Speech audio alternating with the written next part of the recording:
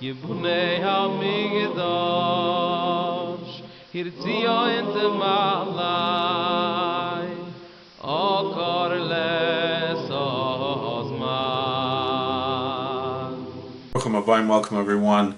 Welcome to our channel. If this is your first time here, I want to take a few minutes to respond and react to Dr. Michael Brown's claims about the word Betula and Parthenos. This was something that I remember in my youth. I grew up listening to Rabbi Tovia Singer on, it was audio cassette tapes back in the late 90s. And then one day Rabbi Singer actually showed up at my yeshiva, Ezra Academy, dressed with a Jews for Jesus t-shirt. And I didn't know it was him. Like, I recognized his voice, but I was kind of shocked. He used to do this shtick where he would pretend to be a missionary and try to, get kids to debate him and stuff, and then he'd come out and go back to his debate. So this memory of mine, I used pretty much all the things that I learned from listening to his tapes. And then he brought up another issue. He said that in the Greek Septuagint, that Isaiah 7:14 translates Ha'alma as Parthenos, and that Parthenos means the virgin. And so therefore, why did the rabbis who translated the Septuagint use the term Parthenos for Ha'alma?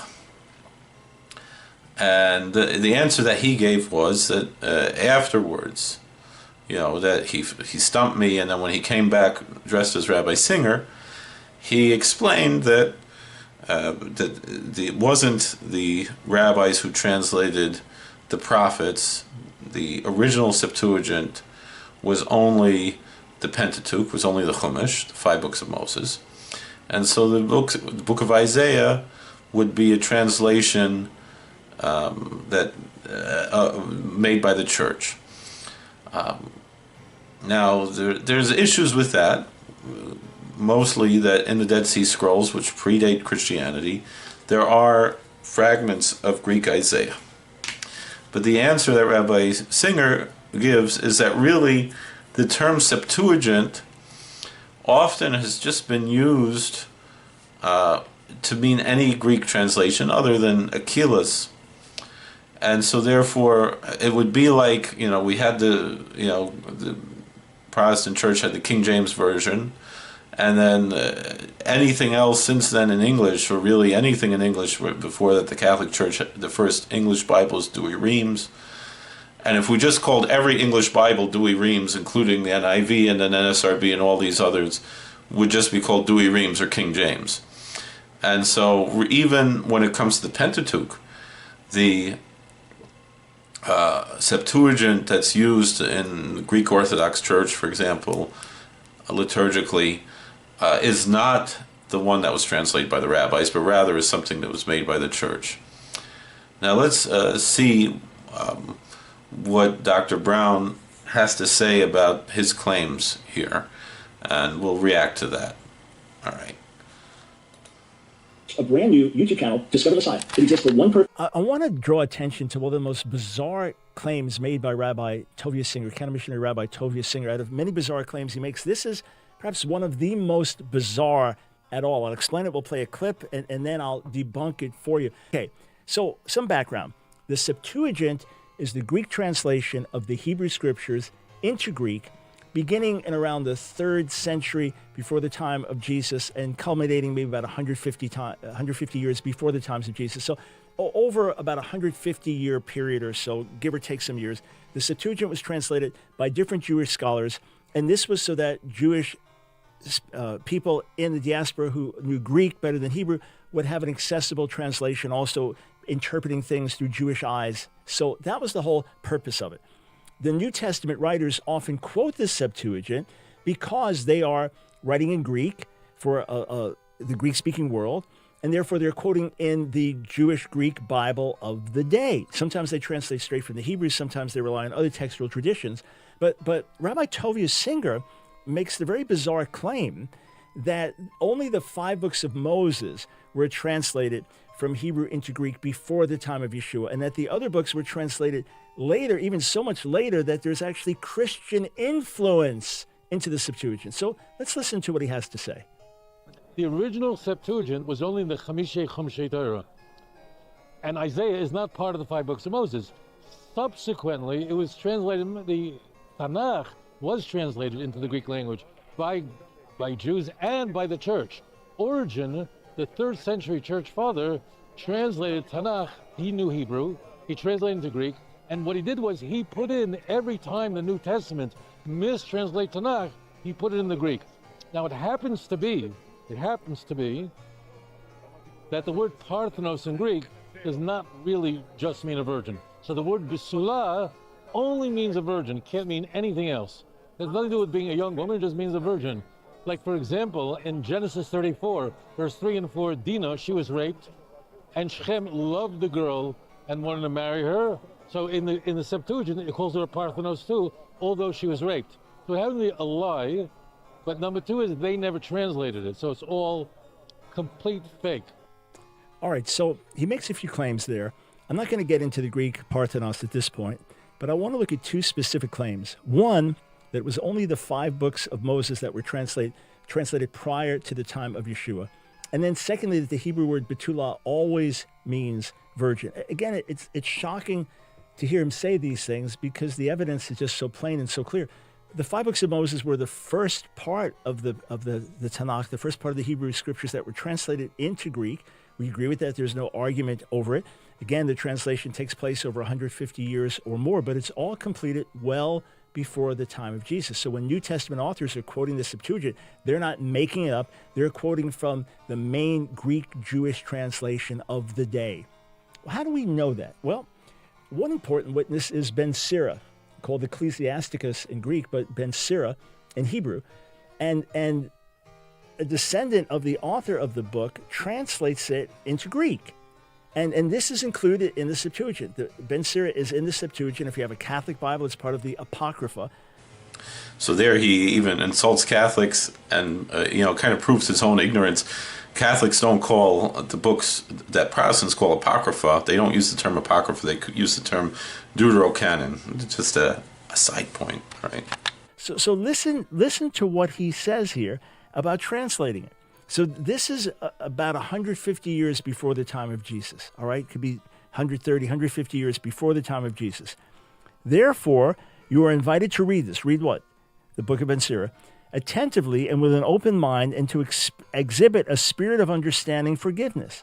When, despite the most diligent efforts in translation, I may seem to have rendered some passages inadequately. Again, we know it was originally written in Hebrew, and then he translated it into Greek. For words originally expressed in Hebrew do not have the same sense when translated into another language. Not only this present book, but even the law itself, the prophets, and the rest of the books.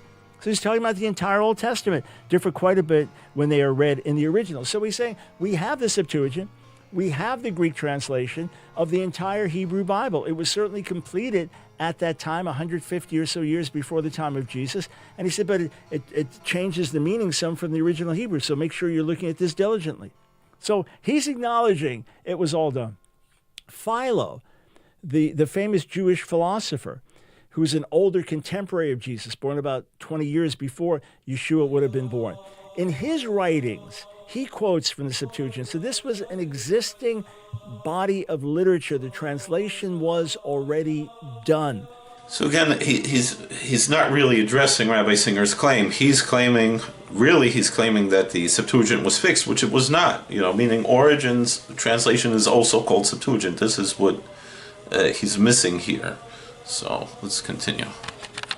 Not only so, textual scholars of all backgrounds recognize as the Greek New Testament scholars or the Greek New Testament authors are translating and quoting, that they're often quoting from the Septuagint as something that was already fixed and extant at that time as the main Jewish translation of the day.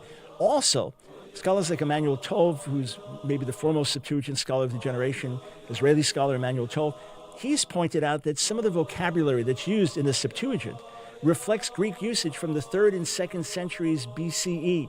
In other words, the particular words, the way they are used in translation indicates that this was the setting, the historical setting of 2 centuries, 3 centuries before the time of Jesus. In other words, it would be like if I was talking about the President of the United States in the 1400s in America. It doesn't make any sense. There were not even any colonies. There was no such thing as the United States or the President of the United States. So certain terms date to certain times. So you can see by linguistic and historical data as well that the Septuagint was completed before the time of Jesus. So we have multiple witnesses. This is widely acknowledged by the entire scholarly world in terms of when the Septuagint was translated. This is not a major disputed issue. If someone challenges it, it's complete fringe. And Rabbi Singer mentions it as if it's fact. No, the fact is exactly the opposite of what he's telling you, which is why I always point out my issue with Rabbi Singer is not him expressing his point of view. That's what we all do. We study, we pray, we come to our conclusions, we learn, we listen, and we present our point of view as we understand it. It's him telling you things that are patently false. It's him leaving out information, which if you knew that information, you'd reject what he was saying. Oh, and one last thing. Look at these graphics. The first one, this is the Septuagint. This is the Greek translation of the Hebrew Bible in the Dead Sea Scrolls from the Torah, which everyone agrees. Tovia Singer says this was already done at that point. This is before the time of Jesus. But look at all these fragments. These are from the minor prophets, from the rest of the Hebrew Bible. These are Greek manuscripts, Septuagint manuscripts found in the Dead Sea Scrolls before the time of Jesus. Of course, the translation was already done. So let's take the Hebrew word betulah, okay? He said it always means virgin in the Old Testament. No, that's absolutely not true. In context where it's dealing with Jewish law, Torah law, and it mentions virgin, then yes, it's speaking very clearly in these legal contexts about someone who is a virgin. Otherwise, it needs qualification. Otherwise, in and of itself, it does not mean virgin. There is no one Hebrew word which in and of itself, without any other qualifier, explicitly means virgin. So here's what I pointed out in volume 3 of my book, Answering Jewish Objections to Jesus. And everything is footnoted here. I won't go through all the footnotes. As for the Hebrew word betulah, while it often refers to a virgin in the Hebrew Scriptures, more often than not, it has no reference to virginity, but simply means young woman or maiden. In fact, out of the 50 times the word betulah occurs in the Tanakh, the New Jewish Publication Society version translates it as maiden rather than virgin. 31 times. This means that more than 3 out of every 5 times that betulah occurs in the Hebrew Bible, it is translated as maiden rather than virgin by the most widely used Jewish translation of our day. Not only so, but the Stone edition of the Tanakh, reflecting traditional Orthodox scholarship, frequently translates betulah as maiden as well. Even in verses where the translation of virgin is appropriate for betulah, a qualifying phrase is sometimes added, as in Genesis 24:16.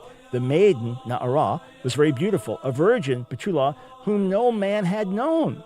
Obviously, if betulah clearly and unequivocally meant virgin here, there would be no need to explain that this betulah never had intercourse with a man. Just think of normal English usage. We would never say the young woman was a virgin and she had never had sexual intercourse in her life. How redundant.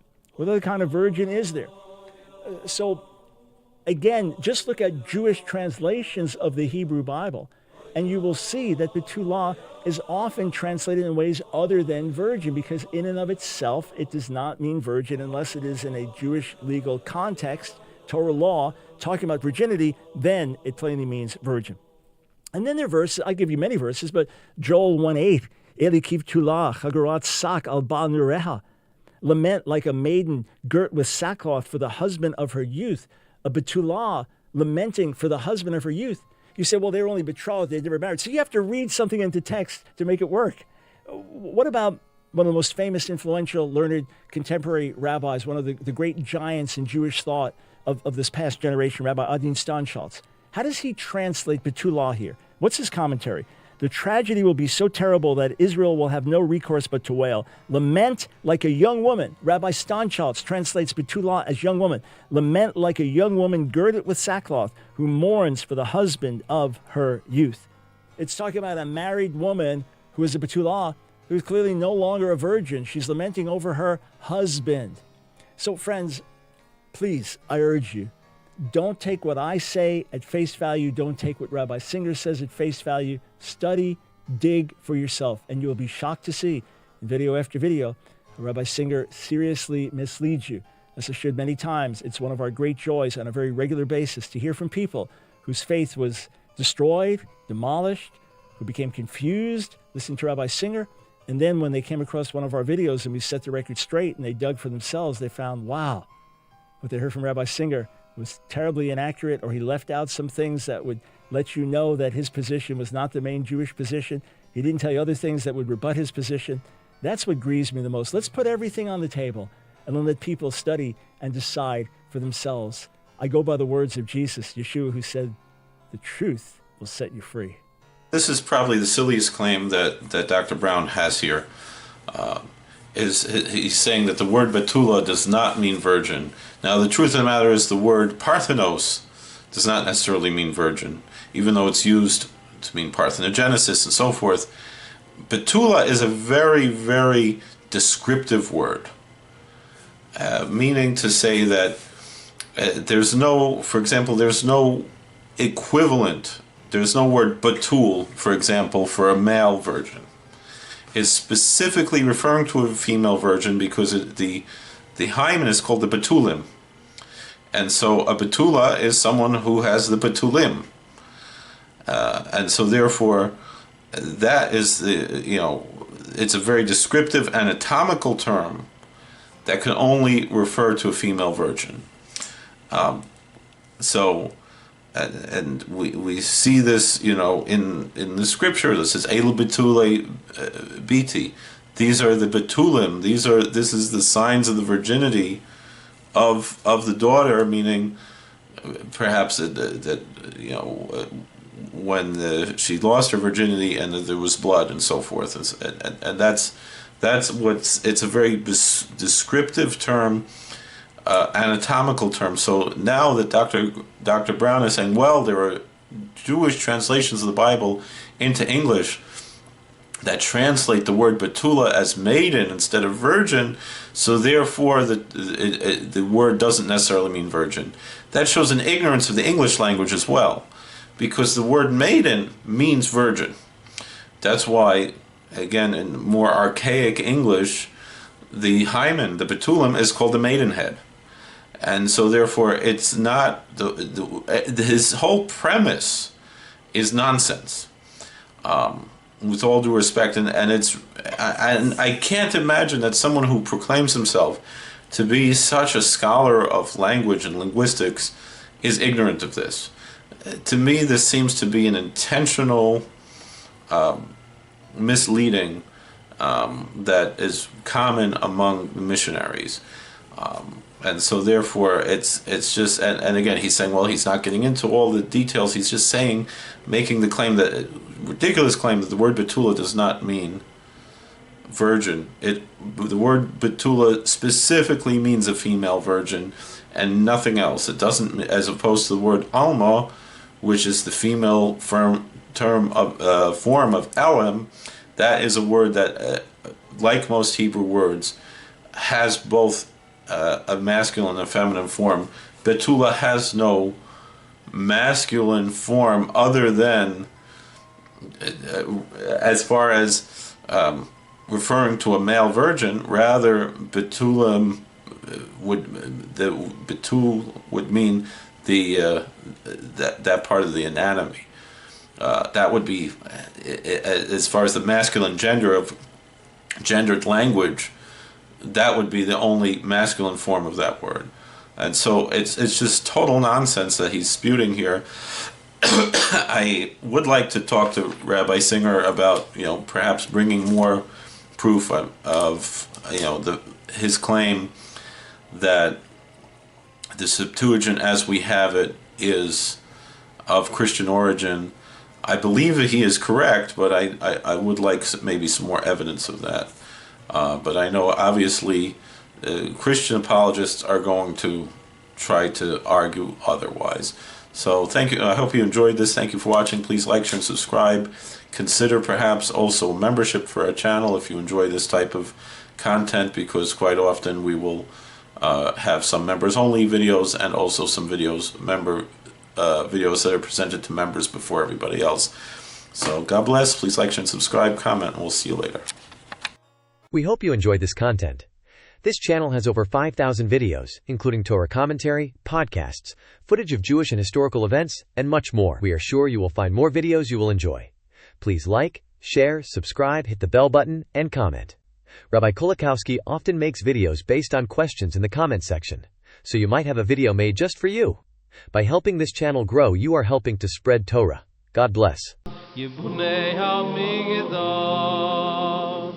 Hirtzio in the Malai, O Korle.